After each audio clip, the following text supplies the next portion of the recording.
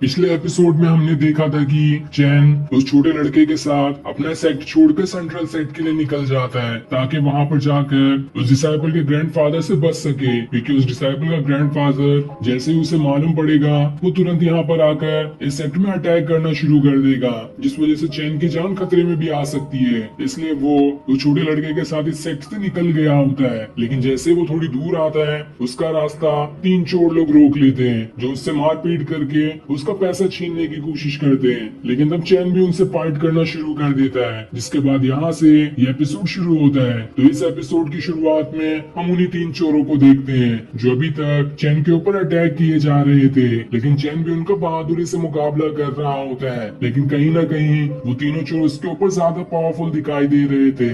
लेकिन वो तब भी हिम्मत नहीं हारता और उनसे फाइट किए जा रहा होता है। पर काफी देर तक फाइट करने के बाद वो खुद से कहता है ये तीनों चोर बहुत ज्यादा शातिर है, इन तीनों को एक दूसरे की समझ बहुत अच्छे से है। जैसे ही एक पीछे होता है तो दूसरा वाला उसी टाइम पे अटैक कर देता है। इन तीनों ने एक साथ काफी ज्यादा प्रैक्टिस की है, जिस वजह से ये बहुत ज्यादा एक्सपर्ट बन चुके हैं। लेकिन मैं इन्हें इस तरह से तो नहीं हरा सकता, मुझे या फिर कुछ और पावरफुल चीजों की जरूरत पड़ेगी या फिर मुझे खुद की पावर्स बढ़ानी होगी, वरना तो आज मैं इनके हाथों मारा ही जाऊंगा। इसके बाद वो तीनों चोर उसे दोबारा से घेर लेते हैं। लेकिन तब चैन वहाँ पर अपनी गॉड को बुला लेता है और उससे कहता है अगर मेरे पास कुछ मेरा रिवॉर्ड पॉइंट बचा है तो उसके बदले मेरी थोड़ी सी पावर्स बढ़ा दो, वरना आज तो ये लोग मेरा पीछा नहीं छोड़ने वाले हैं। तब उसकी गॉड उसके पास जो भी रिवॉर्ड पॉइंट बचे होते हैं उसकी मदद से चैन की पावर्स बढ़ाना शुरू कर देती है, जिस वजह से अब चैन की बॉडी से हमारा बाहर निकल रहा होता है। ये देखकर वो तीनों चोर हैरान रह जाते हैं कि ये चैन तो कितना कमजोर दिखाई दे रहा था,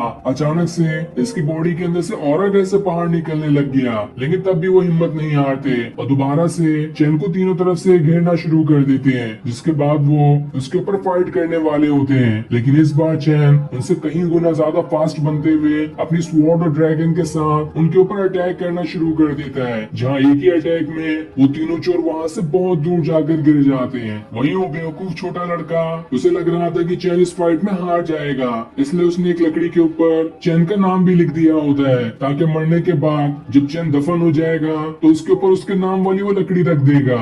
इधर वो तीनों चोर खुद से कहते हैं बस अब बहुत हो गया, अब हमें अपनी आखिरी वाली टेक्निक का इस्तेमाल करना होगा, वरना इसके बगैर कोई दूसरा चारा नहीं है। इसलिए वो तीनों के तीनों चोर अपनी सबसे खतरनाक और आखिरी वाली टेक्निक का इस्तेमाल करने के लिए आ जाते हैं और उसका इस्तेमाल करते हुए वो चैन की तरफ बढ़ रहे होते हैं, जहाँ वो उड़ते हुए सीधा चैन के घुटनों के पास आकर ही बैठ जाते हैं और उससे कहते हैं हमारी आखिरी टेक्निक यही है कि जब हमें लगता है कि हम हारने वाले हैं तो हम सामने वाले से गिड़गिड़ा के माफी मांगना शुरू कर देते हैं, ताकि वो हमारी जान बख्श दे। हमने तुम्हारी पावर्स देखी, लगता नहीं कि हम तुमसे जीत पाएंगे, इसलिए हम तुम्हारे सामने माफी मांग रहे हैं, हमें यहाँ से जाने दो। ये सुनकर चैन भी हैरान रह जाता है कि अरे ये तो कितने अजीब लोग हैं, मुझे तो लगा था ये खतरनाक अटैक करने के लिए आ रहे हैं। जिसके बाद वो उनसे कहता है लाओ तुम्हारे पास जो भी है वो सब मुझे दे दो। लेकिन वो चोर कहते हैं हम तो खुद ही चोर है, हमारे पास क्या होगा, हम लोग तो दूसरों का ही लूट लेते हैं। लेकिन तब चैन अपने ड्रैगन को वहाँ पर निकाल लेता है, जो उन्हें काटने उनकी तरफ बढ़ रहा होता है। ये देखकर वो सारे चोर अपनी सारी चीजें उसे देने के लिए तैयार हो जाते हैं। दूसरी तरफ हम क्विंसी को देखते हैं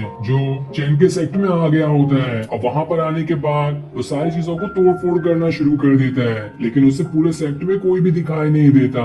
वो भाई से पूछता है तुम तो यहाँ पर पहले से आई थी ना, तो बताओ कि मेरे पोते के साथ क्या हुआ था, जब यहाँ पर इस पूरे सेक्ट में कोई है ही नहीं तो आखिर वो किस लिए सेक्ट के अंदर आया था, इसका जवाब तो तुम्हारे पास होना ही चाहिए। जिस पर बाई कहती है मैं तो यहाँ पर थी ही नहीं जब वो डिसाइपल आया था, मैं तो यहाँ की रिपोर्ट लेकर अपने सेक्ट में ही जा रही थी ताकि बता सकूं कि यहाँ इस सेक्ट का क्या हाल है। इतने में ही किसी ने आपके पोते की जान ले ली। ये सुनकर क्विंसी को एकदम ज्यादा गुस्सा आ जाता है और वो अपनी पावर की मदद से बाई को वहाँ से हवा में उठा देता है और उससे कहता है मुझे तो लगता है कि तुम झूठ कह रही हो। लेकिन बाई उससे कहती है मैं बिल्कुल सच कह रही हूँ, मैंने कोई झूठ नहीं कहा। तब ये सुनकर क्विंसी उसे उठाकर वहाँ से दूर फेंक देता है। दूसरी तरफ हम चैन और उस छोटे लड़के को देखते हैं जो कि एक पोर्ट के पास आ गए होते हैं ताकि यहाँ पर नाव के जरिए सेंट्रल सेक्ट में जा सके। लेकिन नाव पे जाने से पहले वो दोनों एक दुकान पर आकर कुछ खाने पीने की चीजें खाने लगते हैं। लेकिन तब चैन गलती से उस छोटे लड़के को शराब भी दे देता है, जिसे वो छोटा लड़का बड़े मजे से ही पी जाता है। लेकिन जैसे वो उसे पीता है उसे चक्कर आने लगते हैं और वो वहीं पर बेहोश हो जाता है। ये देखकर चैन हैरान था कि अरे लगता है कि छोटे बच्चों को शराब नहीं दी जाती है, मैंने हो सकता है कुछ गलती कर दी। जिसके बाद वो दुकान वाले को कुछ पैसे देकर कहता है इस बच्चे का ख्याल रखना और जब तक मैं वापस आऊँ तब तक इसे होश में ले आना क्योंकि मुझे इससे कुछ काम है। और इतना कहने के बाद वो वहाँ से चला जाता है, लेकिन अंदर से तो उसका मन कर रहा होता है कि ये छोटा लड़का जल्दी होश में ही ना आए, तब तक वो यहाँ से आराम से निकल जाएगा सेंट्रल सेक्ट के लिए और रास्ते में उसे इस मुसीबत को भी ले जाना नहीं पड़ेगा। वो यहाँ पोर्ट के पास कुछ लड़कियों को भी देखते हैं जो कि अपनी प्रिंसेस को ढूंढ रहे होते हैं, लेकिन उन्हें वो प्रिंसेस कहीं पर भी दिखाई नहीं देती, जिस वजह से वो काफी ज्यादा परेशान होते हैं कि आखिर प्रिंसेस कहाँ पर चली गई। इसलिए उनमें से एक लड़की अपने एल्डर को प्रिंसेस की खबर देने जाने वाली होती है। तो वहीं चैन एक नाव वाले के पास आकर कहता है एक बढ़िया और बड़ी नाव का बंदोबस्त करो ताकि मैं आराम से सेंट्रल सेक्ट के लिए जा सकूं। इसलिए वो आदमी नाव का बंदोबस्त करने के लिए चला जाता है। इधर उनमें से एक लड़की अपने एल्डर के पास आकर प्रिंसेस के बारे में सारी बातें बताती है कि वो हमें कहीं पर भी नहीं मिल रही और कुछ दिनों बाद ही हमारे सेक्ट की दूसरे सेक्ट के साथ एक मीटिंग होने वाली है, उसमें अगर प्रिंसेस नहीं हुई तो बहुत बड़ी मुसीबत हो सकती है, इसलिए हमें कैसे भी करके प्रिंसेस को ढूंढना होगा। इस पर एल्डर कहती है तुम्हें अब और ज्यादा परेशान होने की जरूरत नहीं है, वो प्रिंसेस है, वो कैसे भी करके यहाँ पर आ जाएगी क्योंकि मुझे उसके ऊपर पूरा भरोसा है। इधर चैन एक दुकान पर आता है जहाँ पे उसे एल्केमी करने वाला फर्नेस दिखाई देता है, इसलिए वो उसे खरीद लेता है, लेकिन उसे ये नहीं समझ आ रहा था कि वो उसे रखेगा कहाँ पर। लेकिन जैसे वो वहाँ पर उस डिसाइपल की पोटली दिखाता है वो पूरा का पूरा फर्नेस उस पोटली के अंदर ही चले जाता है। ये देख आसपास खड़े लोग हैरान रह जाते हैं कि आखिर इतना बड़ा फर्नेस छोटी सी पोटली के अंदर कैसे चला गया। लेकिन चैन जैसे दुकान के बाहर निकलता है उसे एक छोटी लड़की दिखाई देती है जिसे कुछ लोग परेशान कर रहे थे और उस लड़की के कपड़े देखकर तो ऐसा लग रहा था कि शायद वही प्रिंसेस होगी जिसे वो लड़कियां ढूंढ रही हैं। लेकिन तब वहाँ पर चैन आ जाता है जो उन बदमाश लोगों को काफी अच्छी तरीके से सबक सिखाता है और उस छोटी लड़की को बचा भी लेता है। तब ये देखकर वो छोटी लड़की चैन से कहती है अंकल आपका बहुत बहुत शुक्रिया जो आपने मेरी जान बचा ली।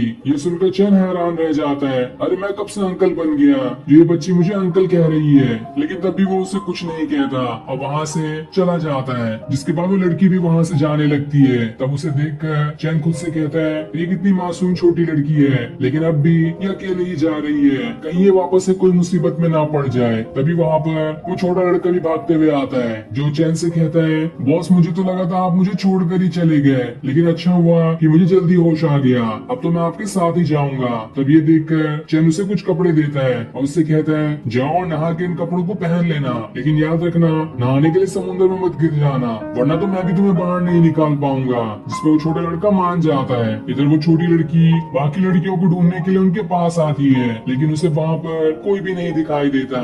ये देखकर वो हैरान रहती है कि सब लोग कहाँ पर चले गए। इधर चैन वो छोटा लड़का उस नाव के अंदर आ जाते हैं जिसके अंदर सवार होकर ये लोग यहाँ से सेंट्रल सेक्ट में जाएंगे और वो नाव काफी बड़ी होती है जिसके ऊपर बैठकर ये सभी अपना सफर शुरू कर देते हैं और फिर ये सीन दिखाते ही ये एपिसोड यहीं पर एंड हो जाता है। Thanks for watching.